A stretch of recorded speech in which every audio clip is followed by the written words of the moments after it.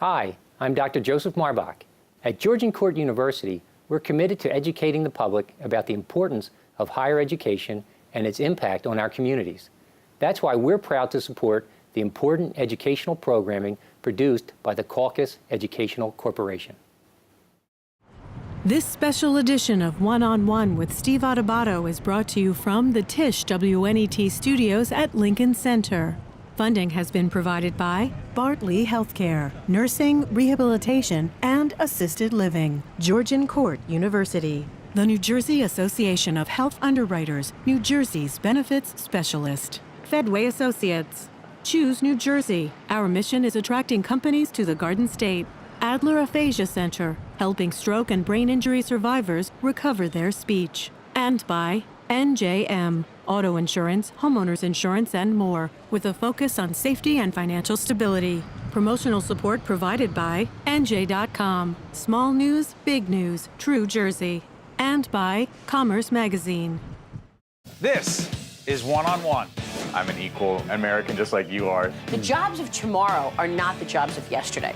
Look at this. You got this? Here it is, man. Look at that. Life without dance is boring. When you first heard that they were doing Charlie Rose and Gayle King, didn't you go, what? Do you enjoy talking politics? No. People call me because they feel nobody's paying attention. Our culture, I don't think, has ever been tested the way it's being tested right now. Such a good question. High five. Hi, I'm Steve Adubato. It is my pleasure to welcome for the first time here on One-on-One, Joe Pardavilla, who is a radio, TV personality, actor, can be heard on 95.5 WPLJ. You're the executive producer of the show, but you also are on air there? Yes, jack of all trades, master of none. 6 to 10 a.m.? Yes, correct. But on that show, you are known as? Monk. Lay that out for us. Yeah, so I've been with the station now for 21 years. No. Yeah, 21 years. So when I started on the program, it was a Scott and Todd show, and I was freshly out of college, well, college dropout. But I was looking for a job, and I got hired on the morning show, and there was already a Joe on the show, the legendary broadcaster Joe Nolan. So they're like, we can't have two Joes on the show. It's the radio. It's going to confuse people. So I was like, you guys can name me anything I want. I'll only be here a couple of years. I don't care. So one of the hosts, Scott, goes, you know, it'd be funny if we had a monkey boy on the show. And I'm like, fine, you guys, that's fine. I'm only going to be here for a short while. It's great.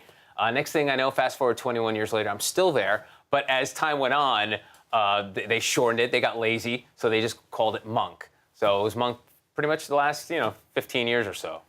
How much you love radio? I love it with everything. It's everything about me because it's one of those things where it's like such an intimate medium where I don't think there's anything like it. It's the one medium where you're literally trapped and you're in your own thoughts. When you're watching television, as much as I love television, you can do 500 different things. You could be reading a newspaper watching. You could be listening to music watching television. Radio, you have to pay attention, and people are so engaged listening. It's one of those things where it feels like you almost have an advantage over them, where you can almost take them on a journey that no other medium can. So it's one of those things where it's like I just grew up loving it, having the transistor radio in my bed, listening in the middle of the night to sports talk radio to find out when the Mets were making a trade. And that was the Mets? The Mets. I'm a Mets fan, yeah. I'm sorry. Mets. As opposed to the only real team in New York that matters? The Yankees? The Yankees. Are they still around? Okay, here we go. No. All right, see, that's what's But gonna happen. I'm a Mets and Jets fan, so I'm a glutton for you punishment. You gotta go that way. Yeah, because my brother was a Yankee and Giant fan, so I felt the need to go opposite of him. You're contrary. I am. It's part of your success. I guess. Or luck. I'm not sure. But the show itself has these interesting, I don't even call them bits, that minimize it, segments. Yep. One of them is called, help me on this, guys. Blown Off? Yeah, why'd you know I was going with Blown Off? I don't know. How popular? Read your mind. It's extremely popular. Describe it. Essentially, we get a person on the phone who's been on a date, but after the date had no follow-up with that said person. So we get that person on the phone and find out why the date didn't work out. And usually it's something that the first person leaves out, something really egregious, and then we find out about it live on the air. Or we pre-tape it, but our audience finds out live on the air. And people just love to listen to it. It's one of those things where it's like, I think everyone can relate to a bad date. It's one of the things where I think terrestrial radio here in New York has advantage over satellite radio. We can give something, personalize it. It's not something out of a computer that's programmed by one guy in an office. It's very much personal that you can't do. An iTunes playlist can't do what we can do in the morning in terms of like sharing things. I mean, Blown Off is just one small part of the show. I mean, we do a lot of relationship stuff. Again, it's one of those things where you can't duplicate that. It's our personalities out in the open, sharing our lives every day, and just letting people know that we're just like them, and we experience the same things. We have the same fights with our wives. And you bring it. Yeah, you have no choice. Because that's the only difference. I mean, we're all playing the same Taylor Swift song. If you flip up and down, you're in that same Sia song over and over again. You got to stand out. But you've got to do something different that's going to gravitate people. And I will tell you, the times that I've done radio, I've guest hosted on some other stations, I will tell you, I absolutely love it. And the intimacy, without going into a lot of detail, I mean, this is my medium, I love this, but there is a lot to be said for the intimacy and the connection you make on the radio. But let me ask you this. You do some charity work. Talk about it. So one of the hospitals that we're incredibly gracious to be part of is Children's Specialized Hospital in New Jersey. And I don't have children, but it's one of those things where every year we do a broadcast there around the holidays and raise money for the hospital. And Great hospital. It's amazing. Is it a mountain? Well, they have multiple hospitals. Multiple We work with the one in New Brunswick, but obviously it's a chain of hospitals. And just to see what these families go through, and a lot of times we see the aftermath. So we'll hear these stories. Like there's one girl we met last year at our broadcast, and she was playing in the backyard, and she got there was someone playing around with a bow and arrow, and the arrow went through her head. I mean, you think, how does someone survive that? Went through the rehabilitation process, went to Children's Specialized Hospital. Now she's just a regular kid.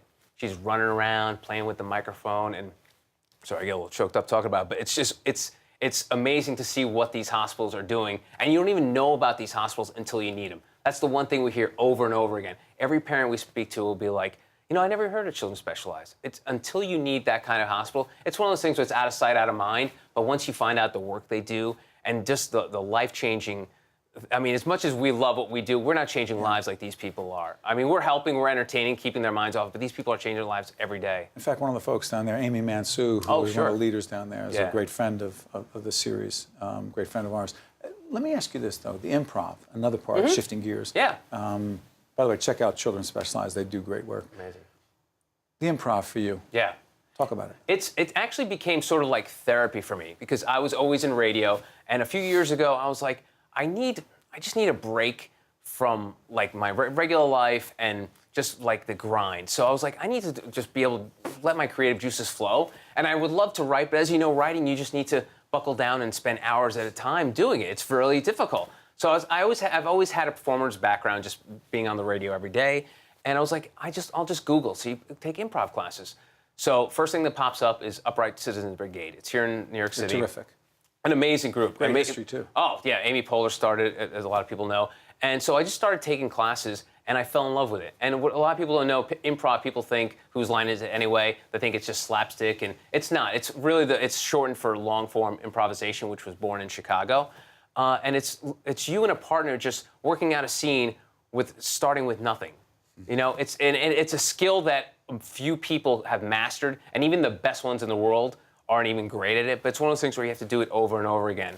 And I just felt like that outlet was something I always needed, and I never knew about it. It's one of those things where I don't think if I had Googled it or had heard about it, I think I would never heard. What's it done for you? I think it's made me a better listener. I think, and it's one of those things where you meet people in the classes where it's all about listening, because a scene doesn't work with two people unless you're listening.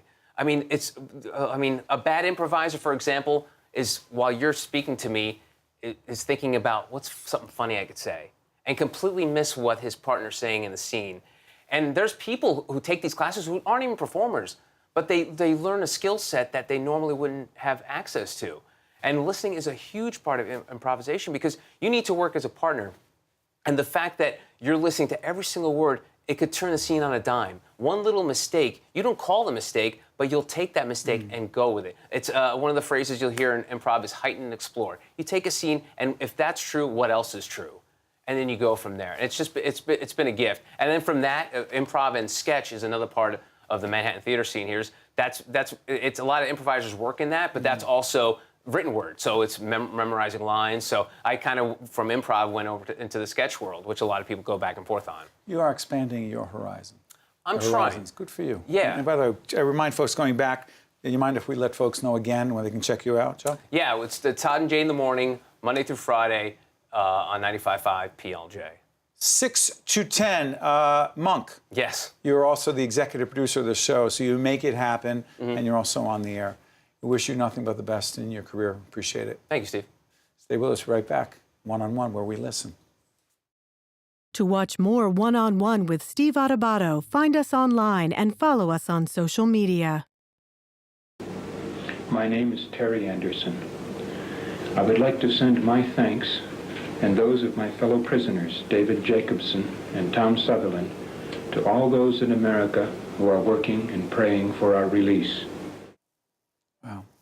That was Terry Anderson. We'll talk about that in a second, but Sulome Anderson, author of The Hostage's Daughter, a powerful book, the story of family madness in the Middle East. Your dad. For those who do not remember the reality, if you will, of Terry Anderson, 7 years captivity. Where? In When? Lebanon. In Lebanon, he was kidnapped 1985, 3 months before I was born. 3 months before you were born. That's right. So, at an early age, what did you know?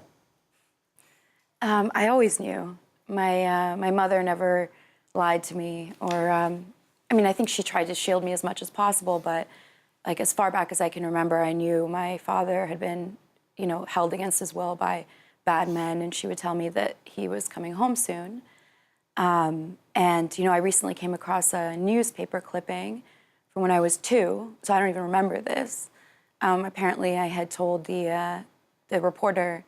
They asked if I had a message for my father, and I said, please come home, Daddy, our hearts are breaking, which is, pretty intense for a 2-year-old. Yeah. By the way, we're not gonna do justice to the power of this book, so go out and get it.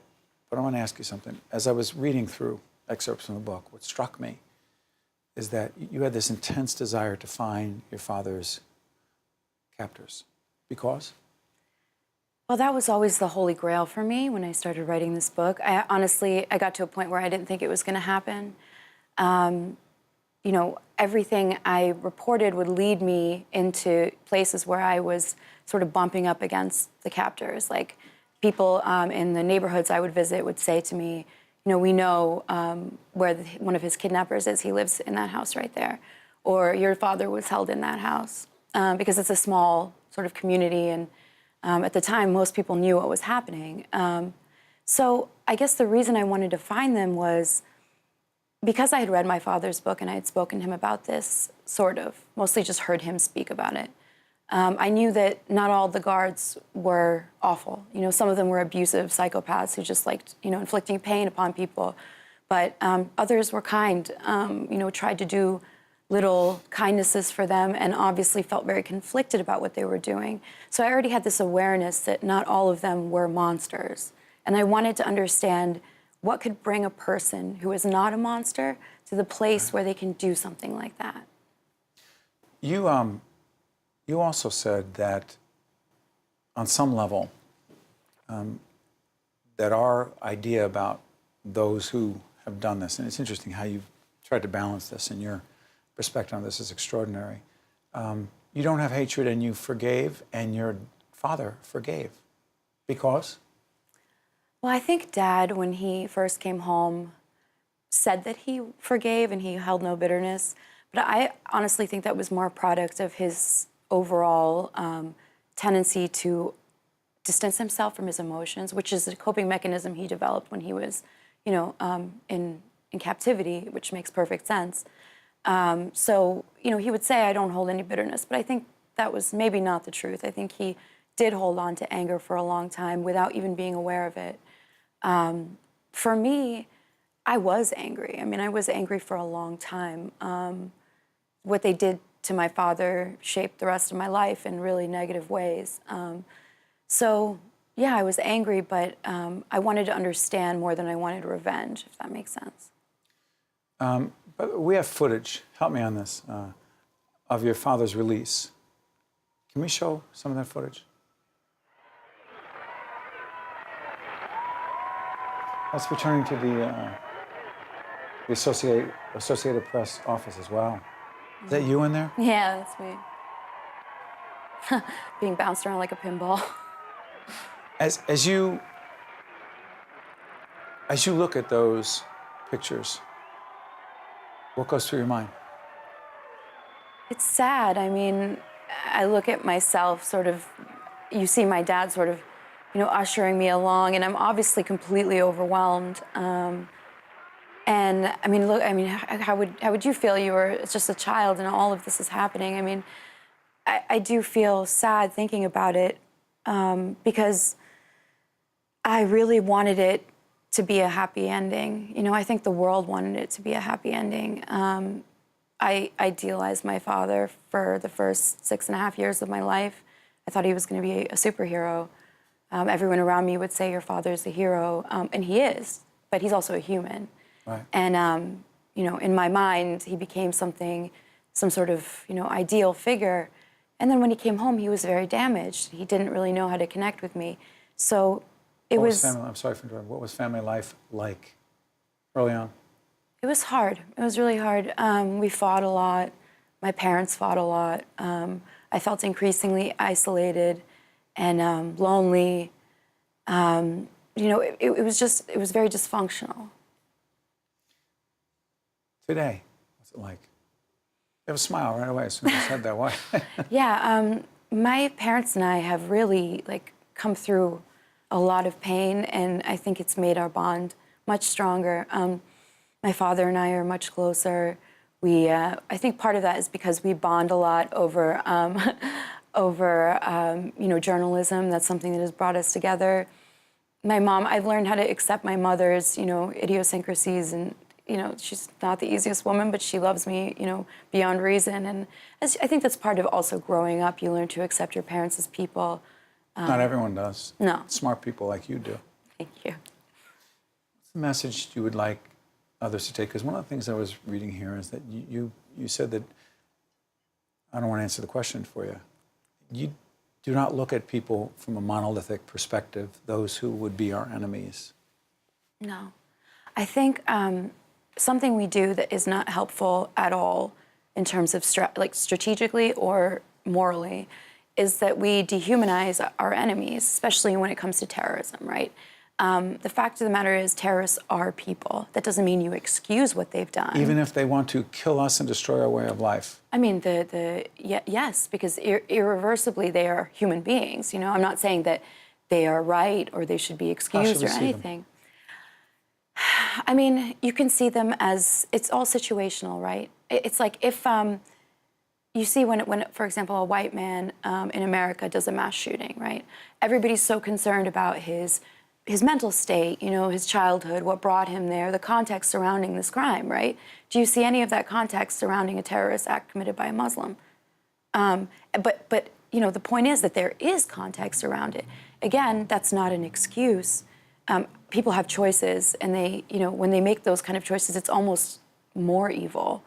But you can't fight something you don't understand, and to just paint it as, this monster, this inhuman thing is just, I don't think it's helpful. You don't think it helps us? No, I mean, obviously, I don't think we've learned how to, react to it well, or I mean, you can see it happening all around us.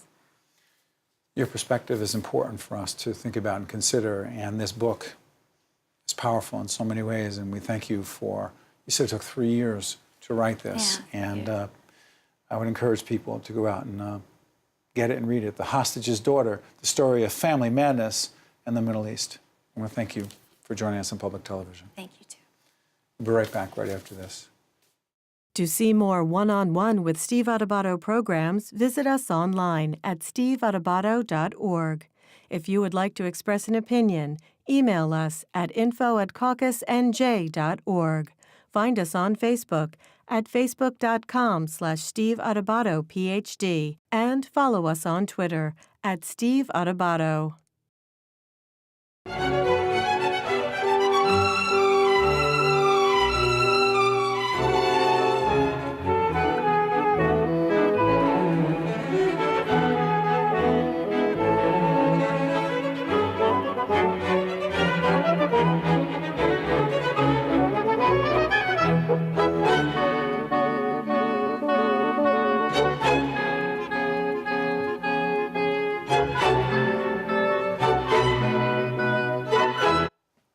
Wow.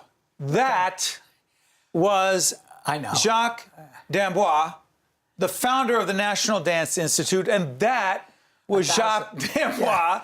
1,000 years ago. 1,000 years ago. d'Amboise or d'Amboise? D'Amboise. D'Amboise, I apologize. If it has an E, you pronounce the S. D'Amboise, because it has an E at the end. Thank you for correcting me. And that was from the Ed Sullivan Show. Yeah. 1968, you think? I think earlier, maybe. I'm not sure. Who was the talented young lady you were dancing with? Her name was Carol Scheimoff. Wow. And she was one of the best dancers ever. And she married another great dancer, Tommy Rawle. And she just didn't want to dance. She stopped early. I want to go become fat, eat Italian food, get married, have a lot of children, bar mitzvah the boys, and that's what happened. Is that right? Yeah, she got married to Tommy Rawle and had 3 children and had them all bar mitzvah. Well, Jacques, I have you here, so I want to find out your story. You didn't do that. First of all, what is your secret to staying so fit and conditioned? How do you do this? Actually, I'm not fit. I'm lazy. I don't exercise. I have artificial knees from dancing so much. Yeah. And but I keep busy all the time. But I'm lazy. I should be in a gym. How about you? Well, I do my thing. I try to take care of myself. Do you every morning? Every day. Yeah. Yeah. Well, I don't dance, but here's the deal: the National Dance Institute. Tell us what it is and why it's important. Could you consider first? Okay. What does everybody need? Food, shelter, and water.